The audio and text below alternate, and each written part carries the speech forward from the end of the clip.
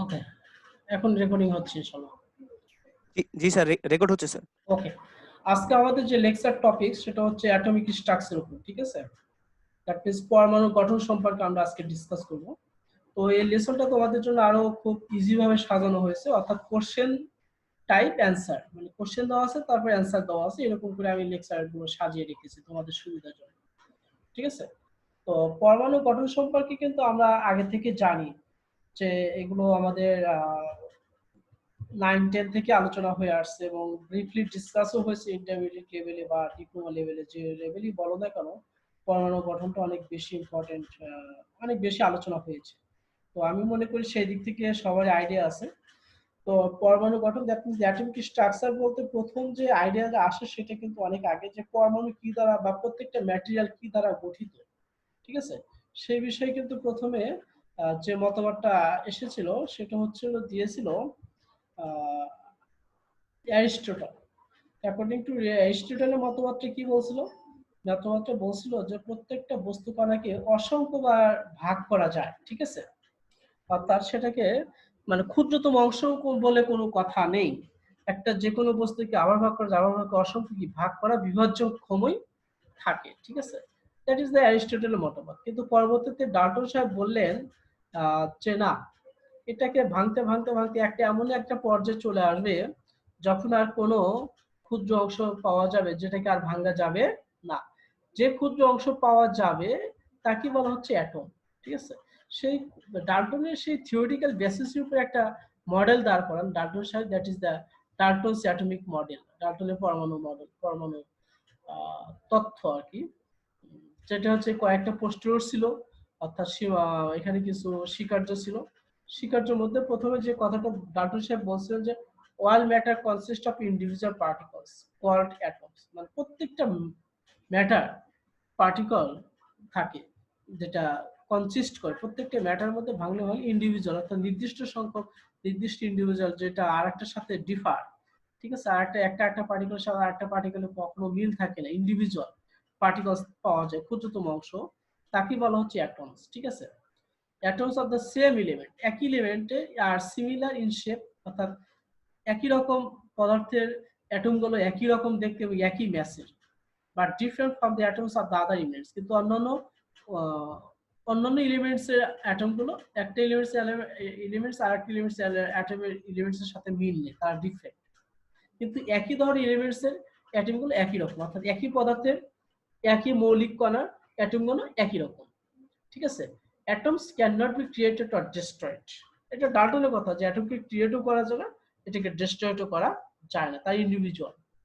Atoms of different elements may combine with each other, যখন different elements এর atom গুলো combine করা হয় with a fixed simple whole number ratios of the form, এবং এই atom গুলো যখন একটা একটার সাথে কম্বাইন করে তখন তারা যেটা ফর্ম করে সেটা হচ্ছে বলা হচ্ছে কম্পাউন্ড অ্যাটমস বলা হয়।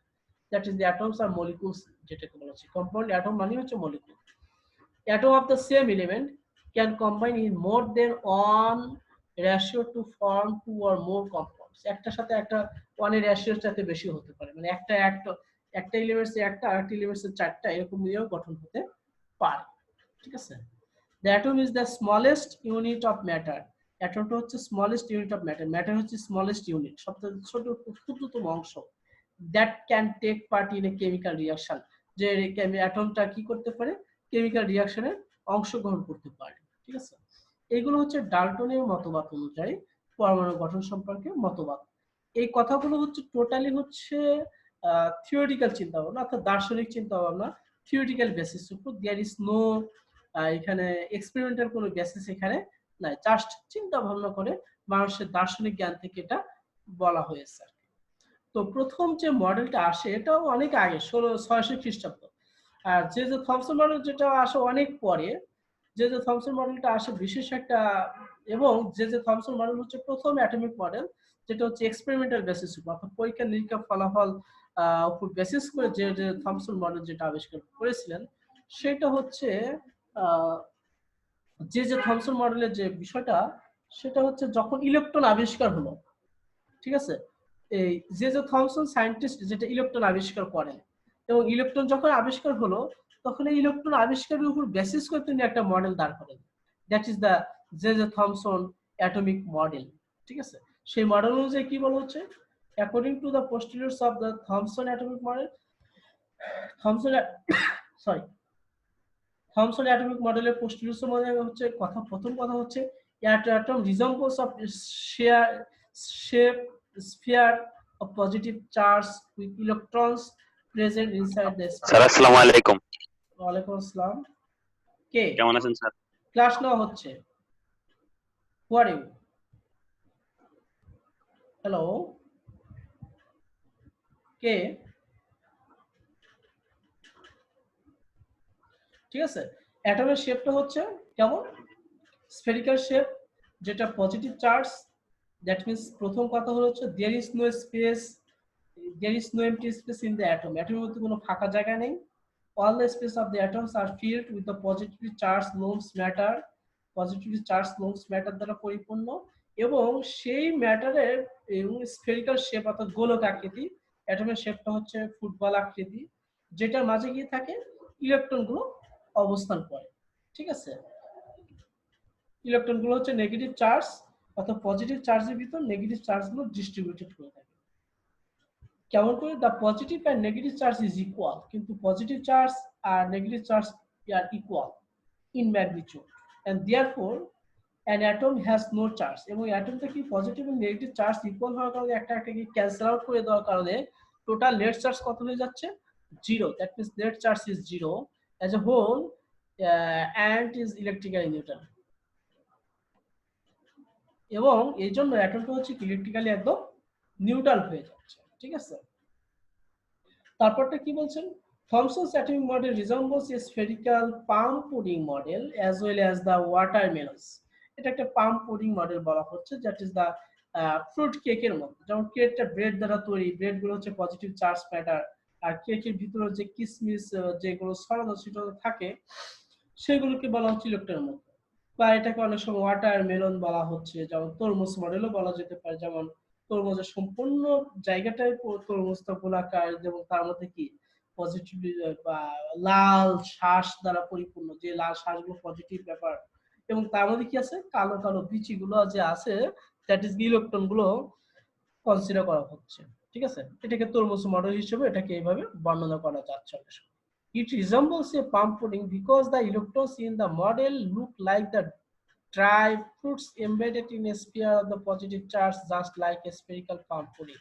Palm pudding এর মতো আর কি বলা হচ্ছে, যে কথাটা আমি বললাম। The model has also been compared to a watermelon. Watermelon অর্থাৎ তরমুজের সাথেও কম্পেয়ার করা হয়েছে, যেটা আমি এখানে আবার বলা হয়েছে, because the red edible part of a watermelon was compared to the sphere having a positive charge.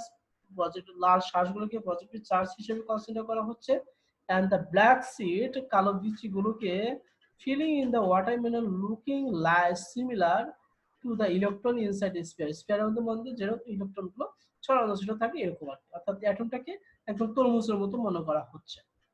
That is the J.J. Thomson model. J.J. Thomson মডেলের কিছু সীমাবদ্ধতা ছিল। তার প্রথম মতো সীমাবদ্ধতা যেটা ছিল, failed to explain how the positive charge holds on the electrons inside the atom. প্রথম যেটা হচ্ছে পজিটিভ চার্জগুলো ইলেকট্রনগুলো কিভাবে ধরে আসছে।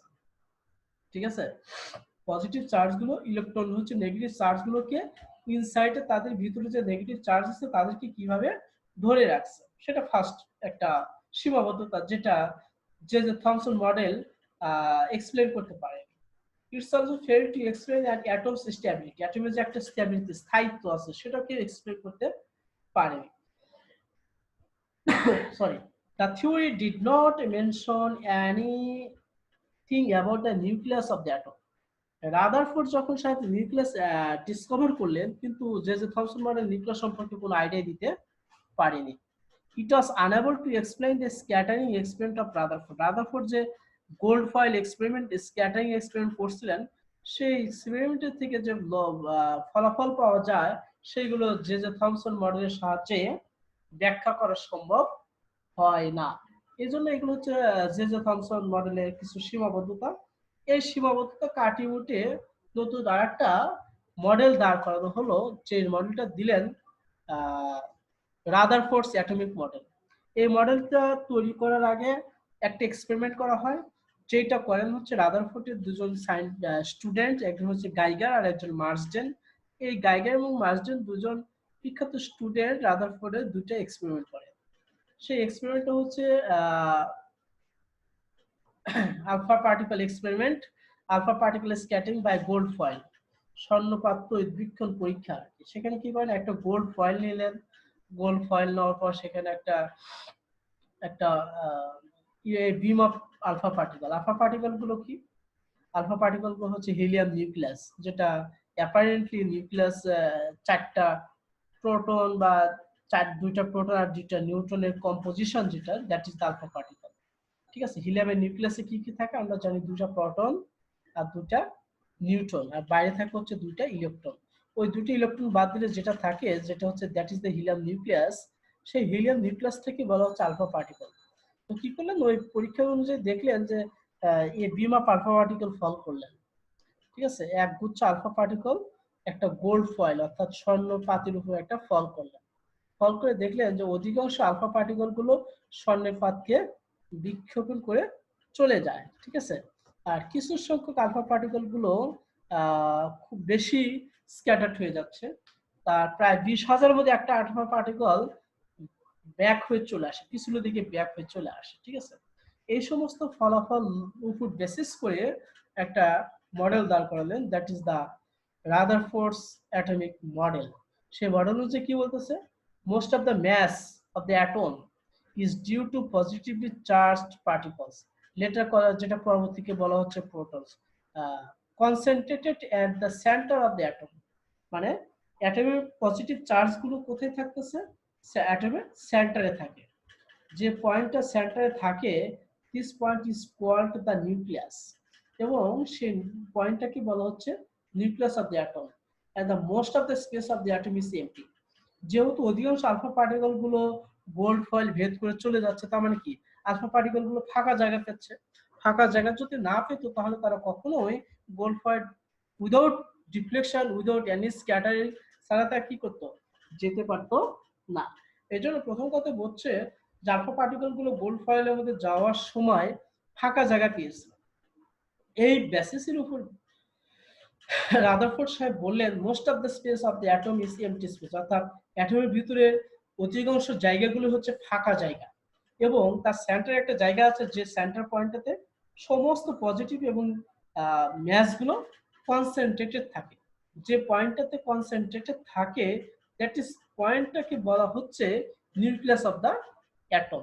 এবং ইলেকট্রনগুলো কি করে, ওই ইলেকট্রনগুলো যেগুলো নেগেটিভ চার্জ, সেগুলো হচ্ছে অ্যাটমের চারপাশ দিয়ে অবস্থান করে। That is the atom's nucleus is surrounded by negatively charged sorry atoms nucleus is surrounded by negatively charged particles, so called the electrons.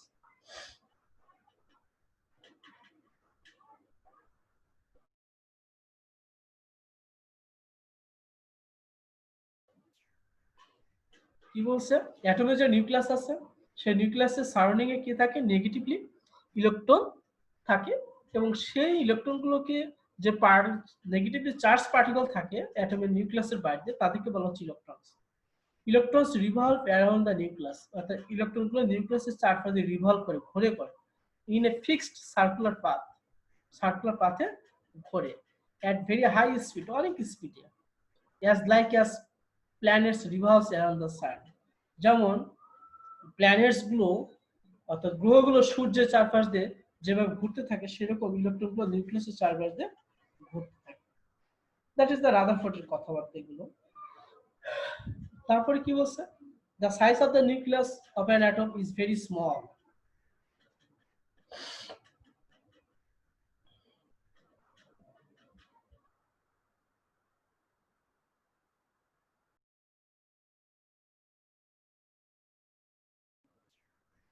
কি বলছে এখানে, the size of the nucleus of an atom, atom's size is very small to compared to the total size of the atom। যে অ্যাটমের সেন্টারে যে nucleus আছে, সেটা অ্যাটমের সাইজের চাইতে অনেক অনেক ছোট। অ্যাটম ইজ ইলেকট্রিক্যালি নিউট্রাল, কারণ পজিটিভ চার্জ এবং ইলেকট্রিক চার্জ, নেগেটিভ চার্জের amount is same. That is the postulates of Rutherford's atomic model। তারপর হচ্ছে এই রাদারফোর্ড অ্যাটমিক মডেলে আবার কিছু লিমিটেশনস আছে, সীমাবদ্ধতা আছে। সেটা প্রথম সীমাবদ্ধতা, according to the Rutherford's postulates electrons revolves at a very high speed around the nucleus. Rutherford সাহেব বলছিলেন ইলেকট্রন গুলো revolves at a very high speed around the nucleus, নিউক্লিয়াসের সারফেসে খুবই হাই স্পিডে রিভলভ করে ঘোরে of an atom in a fixed orbit, একটা ফিক্সড অরবিটে এটা ইলেকট্রন গুলো মুভ করতে থাকে। ঠিক আছে, হাউএভার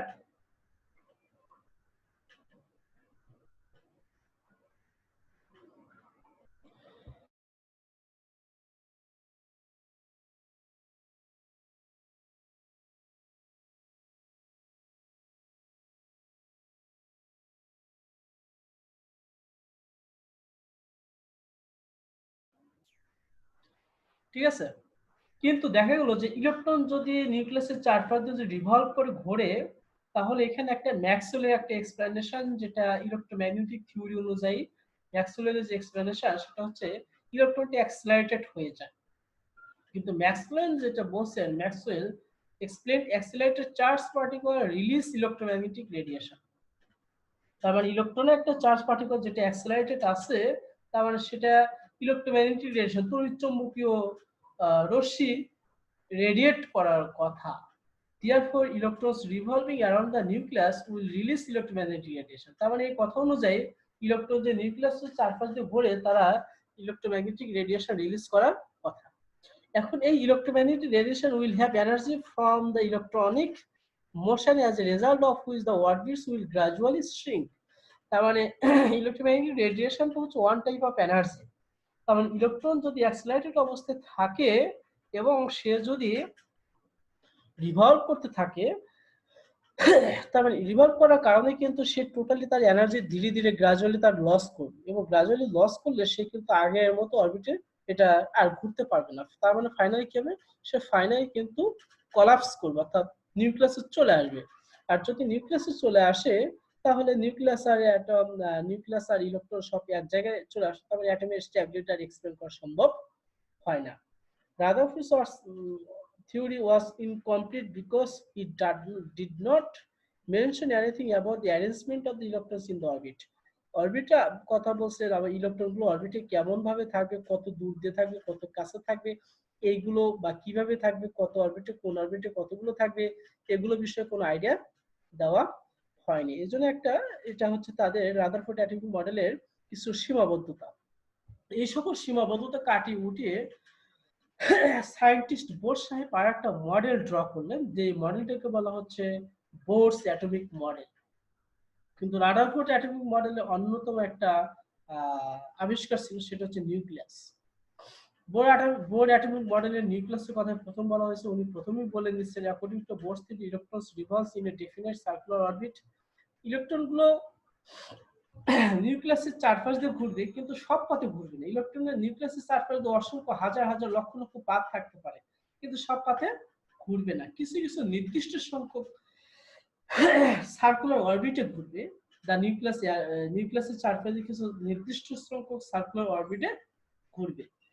and this orbits, এবং এই অরবিটগুলোকে আর designated by the letters, অরবিটগুলোকে কি দ্বারা প্রকাশ করা হয়, কে এল এম এন অরবিট। যেমন K equal to first orbit, যেমন ফার্স্ট অরবিটের ক্ষেত্রে হয় the number of orbits n equal to 1, মানে কি ফার্স্ট অরবিট, যাকে বলা হচ্ছে কে অরবিট অথবা কে shell.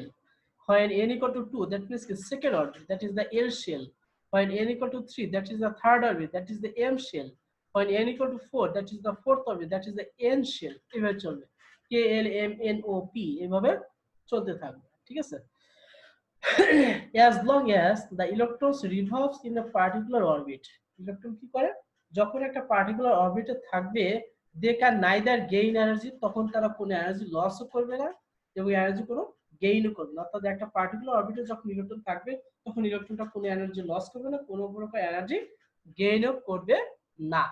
such orbits are called stationary orbits। এই ধরনের অরবিট, যে অরবিটে ইলেকট্রন থাকবে এবং কোনো এনার্জি লস করবে না, সেই ধরনের এনার্জিটাকে সেই ধরনের অরবিটটাকে বলা হচ্ছে স্টেশনারি অরবিট, স্থায়ী অরবিট আর স্টেশনারি স্টেটস বলা হয়। আর ইলেকট্রনগুলো এনার্জি লস অথবা গেইন কখন করবে, সেটা বলা হচ্ছে এরকম ভাবে যে when an electron jumps from an higher orbit, যদি একটা ইলেকট্রন হায়ার অরবিট অর্থাৎ উচ্চ অরবিট থেকে লোয়ার অরবিটে জাম্প করে, তাহলে এনার্জি কি করবে? লস করবে। কারণ আমরা জানি ইন জেনারেলে যে উপরে energy, higher energy that is the হয়, যেমন as for example L equal to that is the L orbit, that is energy orbit 2, আর কে অরবিট, এল অরবিট হচ্ছে হায়ার অরবিট আর কে অরবিট হচ্ছে লোয়ার অরবিট। এখন ইলেকট্রনটা যদি এল orbit থেকে যদি কে অরবিটে এসে জাম্প করে তাহলে এনার্জি লস করবে। আর ইলেকট্রন থেকে যদি এ, কারণ হচ্ছে এল অরবিটের এনার্জি বেশি, কে অরবিটের এনার্জি কম। তারপরে ইলেকট্রনটা যখন এল অরবিটে ছিল তখন তার মধ্যে এনার্জি বেশি ছিল, আর ইলেকট্রনটা যখন কে অরবিটে আসবে তখন তার মধ্যে এনার্জি কম থাকবে। তার মানে যদি ইলেকট্রনটা এল অরবিট থেকে কে অরবিটে যদি জাম্প করে, তার মানে তার মধ্যে যে এনার্জি, বেশি এনার্জি ছিল, সেই এনার্জিটুকু কি করবে? রিলিজ করবে। আবার যদি সে লোয়ার অরবিট থেকে হায়ার অরবিটে জাম্প করে, অর্থাৎ কে অরবিট থেকে যদি এল অরবিটে জাম্প করে, তাহলে সেক্ষেত্রে কি করবে? ইলেকট্রিক এনার্জি গেইন করবে। ঠিক আছে? এইভাবে দ্যাট মিন্স অরবিট চেঞ্জ হলে এনার্জি গেইন আর লস হবে। কিভাবে এনার্জি গেইন আর লস হবে? সেটা হবে হচ্ছে এনার্জি ডিফারেন্স, অর্থাৎ এল কে অরবিটে যে পরিমাণ এনার্জি ছিল আর এল অরবিটে যে পরিমাণ এনার্জি ছিল, এনার্জি লস করবে কখন? যখন এল অরবিট থেকে কি অরবিটে আসবে, that is del E equal to E two minus E one পরিমাণ এনার্জি লস করবে। আর কে অরবিট থেকে যদি এল অরবিটে যায় তাহলে এনার্জি গেইন করবে। সেটা কি? ওই ডেল ই পরিমাণ এনার্জি গেইন করবে। যেহেতু অ্যাঙ্গুলার মোমেন্টাম আছে, কারণ হচ্ছে যেহেতু এটা অ্যাঙ্গুলার পাথে ঘুরতেছে, একটা কৌণিক বৃত্তাকার পাথে ঘুরতেছে, সার্কুলার অরবিটে ঘুরতেছে, তার মানে কি আছে? অ্যাঙ্গুলার মোমেন্টাম আছে। Angular momentum of an electron is an integer multiple of কত? integer multiple of h divided by twice pi। ঠিক আছে? h divided by twice pi integer multiple হচ্ছে angular momentum, that is m vr equal to কত? n h divided by twice pi। m vr, m হচ্ছে mass of the electron, v হচ্ছে velocity, আর r হচ্ছে radius of the orbit, যে অরবিটে ঘুরতেছে। ইলেকট্রনের momentum কত? m vr, angular momentum, কৌণিক ভরবেগ, সেটা কত? h divided by twice pi পূর্ণ গুণিত। h টা হচ্ছে প্ল্যাঙ্ক কনস্ট্যান্ট, 2 পাই তো আমরা কনস্ট্যান্ট জানি। দ্যাট মিন্স n টা কি? n টা হচ্ছে number of orbit. That means first অরবিটে অ্যাঙ্গুলার মোমেন্টাম কত হবে? n equal to 1। সেকেন্ড অরবিটের ক্ষেত্রে কত হবে? 2h divided by twice pi। Third অরবিটে অ্যাঙ্গুলার মোমেন্টাম কত হবে? 3h divided by twice pi। ঠিক আছে? এইভাবে পারবে। It explains the stability of an atom. এটা অ্যাটমের স্টেবিলিটিকে এক্সপ্লেইন করতে পারে। And also the line spectrum of hydrogen atom. Hydrogen অ্যাটমে লাইন স্পেকট্রাম, অর্থাৎ হাইড্রোজেন অ্যাটম থেকে যে ইলেকট্রোম্যাগনেটিক রেডিয়েশন গুলো পায় বিভিন্ন কালারের, সেইগুলোকে এক্সপ্লেইন করতে পারে। ঠিক আছে? দিস ইজ দ্য আমাদের বোরস অ্যাটমিক মডেলের পোস্টুলেটস। ওকে, হ্যালো, जी sir. Anyone any question? No sir. Okay, এরপর আমরা যেটা পড়তে চাই যে find an expression for energy level of hydrogen atom. Hydrogen অ্যাটমের এনার্জি, এই যে আমরা বিভিন্ন এনার্জি, ইলেকট্রন গুলো বিভিন্ন এনার্জি লেভেল থাকে, কে লেভেলে, এল লেভেলে, এম লেভেলে, অর্থাৎ first orbit, second orbit, third orbit, fourth orbit, বিভিন্ন অরবিটে যে ইলেকট্রন গুলো থাকে, সেই ইলেকট্রনের এনার্জিটা কেমন সেটা আমরা সিম্পল একটা অ্যাটম নিয়ে কনসিডার করা হচ্ছে। সেটা হচ্ছে হাইড্রোজেন অ্যাটমের ক্ষেত্রে আমরা একটু ক্যালকুলেশন করে দেখতে চাই। হাইড্রোজেন অ্যাটমে কি কি থাকে? হাইড্রোজেন অ্যাটমের মধ্যে আমরা কি কি দেখতে পাই? অ্যানিয়ন, হাইড্রোজেন অ্যাটমে কি কি থাকে? হাইড্রোজেন অ্যাটমের নিউক্লিয়াসে কি কি থাকে? হাইড্রোজেন অ্যাটমের নিউক্লিয়াসে কি কি থাকে? হাইড্রোজেন অ্যাটমের নিউক্লিয়াসে থাকে হচ্ছে শুধুমাত্র একটা প্রোটন, আর অরবিটে থাকে শুধুমাত্র হচ্ছে একটা electron. That means the hydrogen atom is একটা একদম সিম্পল অ্যাটম যেখানে একটা প্রোটন আর একটা ইলেকট্রন থাকে। প্রোটন হচ্ছে, প্রোটনের চার্জ প্লাস ই, ইলেকট্রন হচ্ছে মাইনাস ই। ঠিক আছে? as shown as it is the nucleus of the hydrogen atom, that is the proton। একটা কোশ্চেন বলা হয় অনেক সময়, what is the nucleus, what is proton? প্রোটনটা কি? Proton is the nucleus of hydrogen atom. ঠিক আছে? হাইড্রোজেন অ্যাটমে প্রোটন ছাড়া কিছুই থাকে না। এই জন্য হাইড্রোজেন অ্যাটমের নিউক্লিয়াসটাকে বলা হচ্ছে কি? প্রোটন। তার মানে হাইড্রোজেন অ্যাটমের নিউক্লিয়াসে একটা প্রোটন আছে, আর তার অরবিটে কি থাকে? একটা ইলেকট্রন থাকে। আমরা জানি প্রোটনের চাইতে ইলেকট্রনের ভর অনেক কম, ইলেকট্রনের চাইতে প্রোটনের ভর অনেক গুণ বেশি, 1836 গুণ বেশি ভারী। প্রোটনটা হচ্ছে পজিটিভ চার্জ, ইলেকট্রনটা হচ্ছে নেগেটিভ চার্জ। তাহলে এই পজিটিভ এবং নেগেটিভ এই চার্জের মধ্যে কি আছে, একটা অ্যাট্রাকশন ফোর্স আছে। সেই ফোর্সের কারণে ইলেকট্রনটা কোন দিকে আসতে চাইবে, প্রোটনের দিকে কিন্তু আসতে চাইবে। কিন্তু ইলেকট্রনটা কি করে, প্রোটনের চারপাশ দিয়ে ঘোরে।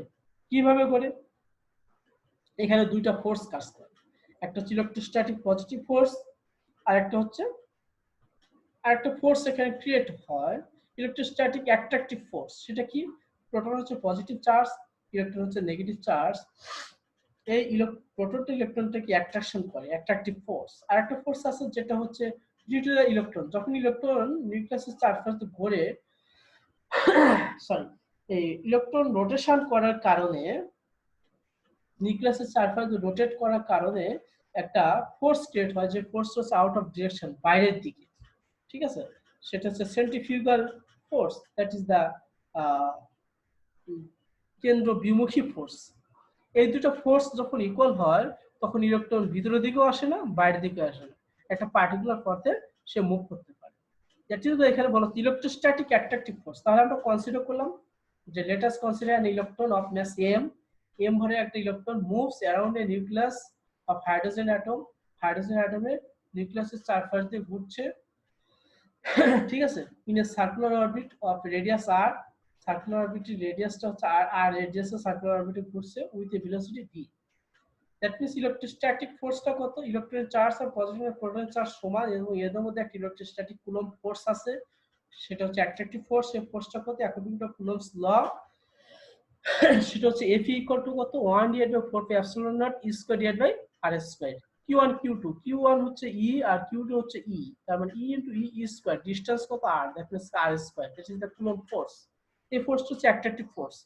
আর ইলেকট্রন যেহেতু নিউক্লিয়াসের চারপাশে ঘুরতেছে, ঘোরার কারণে একটা ফোর্স তৈরি হচ্ছে, that is the centrifugal force. সেই সেন্ট্রিফিউগাল ফোর্সটা কত, Fc ইকুয়াল টু কত, m v square divide by r। এই দুটো ফোর্স যখন ইকুয়াল হবে তখন ইলেকট্রন একটা পার্টিকুলার ডিনামিক্যালি অরবিট করবে। That means for dynamically stable অরবিটের ক্ষেত্রে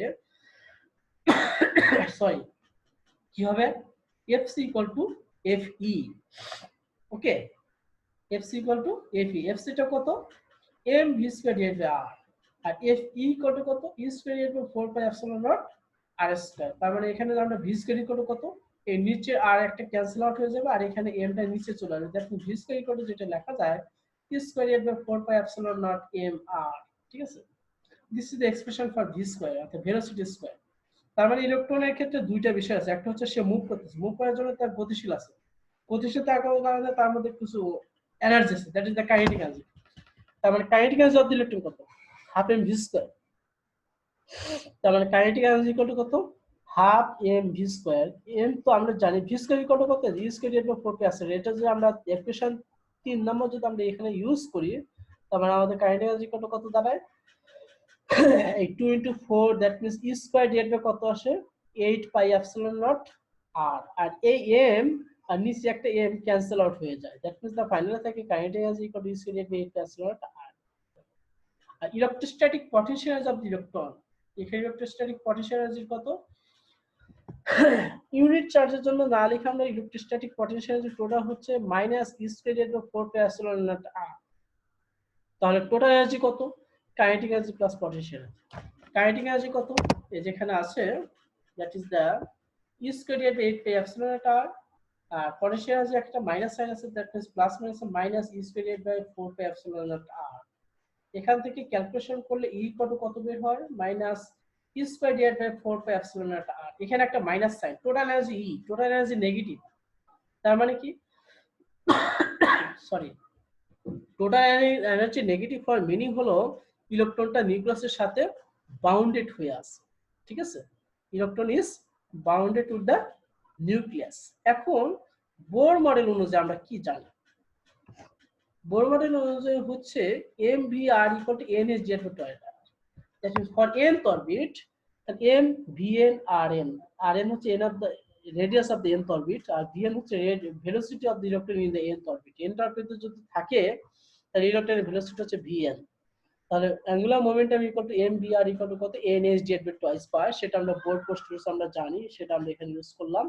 আমরা বোথ সাইড আমরা স্কয়ার করে দিলাম, আমরা কত আসে, m square vn square rn square equal to হচ্ছে n square ac square divide by 4 pi square. ঠিক আছে, এখন ভি এর স্কয়ার ইকুয়াল টু কত আসে, তাহলে আমরা সবকিছু এদিকে ট্রান্সফার করে দিয়ে ফাইনাল ইকুয়েশন সিম্পলিফাই করে N square H square get a 4 pi square m square rn square. That is the equation number 7. এখন বাই কম্পেয়ারিং ইকুয়েশন 3 and 7, 3 নম্বরে ভি স্কয়ারের একটা ভ্যালু পাইছি আর 7 নম্বরে আমরা ভি স্কয়ার একটা ভ্যালু পাইছি। দুইটা ভি স্কয়ার যদি আমরা ইকুয়াল বসাই ইকুয়েশন 3 এবং 7 থেকে, তাহলে n square square divide by 4 pi square m square rn square equal to কত আসে, e square divide by 4 pi epsilon naught am rn, এটা ইকুয়াল টু এটা আমরা বসাতে পারি। তখন এই দুটো ইকুয়েশন থেকে আমরা rn এর ভ্যালু পাই হচ্ছে আমরা এইটা, ঠিক আছে। rn এর ভ্যালু কিন্তু ফিক্সড, এখানে দেখো epsilon naught এটা হচ্ছে একটা constant 8.85 into 10 to the minus 12, n number of orbit, first orbit is n equal to 1, second orbit is n equal to 2, h টা হচ্ছে প্ল্যাঙ্ক কনস্ট্যান্ট, ঠিক আছে, যার ভ্যালু হচ্ছে 6.6 into 10 to the minus 34, n mass of the electron সেটা কত 9.9 into 10 to the minus 31 kg, তারপর পাই এর ভ্যালু হচ্ছে 3.116, e charge of electron that is 1.6 into 10 to the minus 19 coulomb, ঠিক আছে। সবকিছু এখানে কনস্ট্যান্ট। দ্যাট মিন্স ফার্স্ট অরবিটের রেডিয়াসে কিন্তু আমরা যদি n = 1 বসাই তাহলে এখানে কিন্তু একটা ভ্যালু পাবো, সেটা হচ্ছে r = r1 equal to সেটা কত হবে 0.52 angstrom, that is the radius of the first orbit of hydrogen atom, যাকে বলা হয় বোর রেডিয়াস। সেকেন্ড অরবিটের রেডিয়াস আমরা কিভাবে পাবো, তাহলে n = 2 বসাবো, তাহলে সেকেন্ড অরবিটের রেডিয়াস পাবো। থার্ড অরবিটের ক্ষেত্রে রেডিয়াস কত পাবো, n = 3 বসাবো, তাহলে পেয়ে যাবো। That is the equation 8 that gives this is the expression for the radius of nth orbit of hydrogen atom. Equation 8 টা দিচ্ছে হাইড্রোজেন অ্যাটমের nth অরবিটের রেডিয়াসের ইকুয়েশন। এখন ইকুয়েশন 6 আর 8 আমরা যদি কম্পেয়ার করি, অর্থাৎ 6 এর যদি আমরা টোটাল এনার্জি ক্ষেত্রে আমরা 6 যে ইকুয়েশনটা পেয়েছি,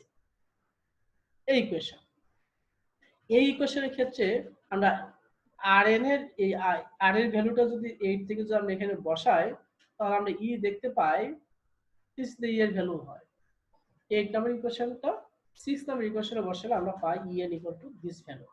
That is the expression for the en মানেটা কি, energy of the nth orbit, that is the expression. nth orbit of hydrogen atom এর nth orbit এর এক্সপ্রেশন হচ্ছে m e⁴ divided by 8 epsilon square h square n square, ঠিক আছে। তারপর আমরা যদি n = 1 বসাই তাহলে ফার্স্ট অরবিটের ক্ষেত্রে পাবো, n = 2 বসালে সেকেন্ড অরবিটের ক্ষেত্রে পাবো। দ্যাটস দ্য ইকুয়েশন নামে, this is the expression for the energy of nth orbit of hydrogen atom. nth orbit of hydrogen atom, hydrogen অ্যাটমের nth orbit এর এনার্জি এক্সপ্রেশন হচ্ছে equation number 9. Negative sign implies that, negative সাইনটা কি express করে, electron is bounded with the nucleus, অর্থাৎ ইলেকট্রনটা নিউক্লিয়াসের সাথে বাউন্ডেড হয়ে আছে। তাহলে ইলেকট্রনকে যে আমরা যদি ওখান থেকে রিমুভ করতে চাই তাহলে আমাদের বাইরের সোর্স থেকে কি করতে হবে, এনার্জি সাপ্লাই দিতে হবে, আদার্স কি করতে যাবে না, ইলেকট্রনকে রিমুভ করা সম্ভব হবে না, ঠিক আছে। This is the final equation number 9, that is the guess the. এখন হাইড্রোজেন অ্যাটমের ফার্স্ট অরবিটের ক্ষেত্রে এনার্জি কত কত, তাহলে n = এখানে যদি আমরা 1 বসাই আর সবগুলি কনস্ট্যান্টের ভ্যালু বসালে energy of the nth orbit first orbit সেটা হচ্ছে E1 = কত হবে, -13.6 ইলেকট্রন ভোল্ট। সেকেন্ড অরবিটের ক্ষেত্রে n = 2 বসালে আরো চলে আসবে। এইভাবে বিভিন্ন অরবিটের ক্ষেত্রে আমরা এনার্জি বের করতে পারি, ঠিক আছে। এগুলো কনস্ট্যান্ট ভ্যালুগুলো বসিয়ে দিয়ে এগুলো তোমরা চেক করতে পারো, আমি যে ভ্যালুগুলো পড়লাম এই ভ্যালুগুলোই আসবে। এই ছিল আজকে আমাদের লেকচার টপিকসের লাস্ট পয়েন্ট। Any questions?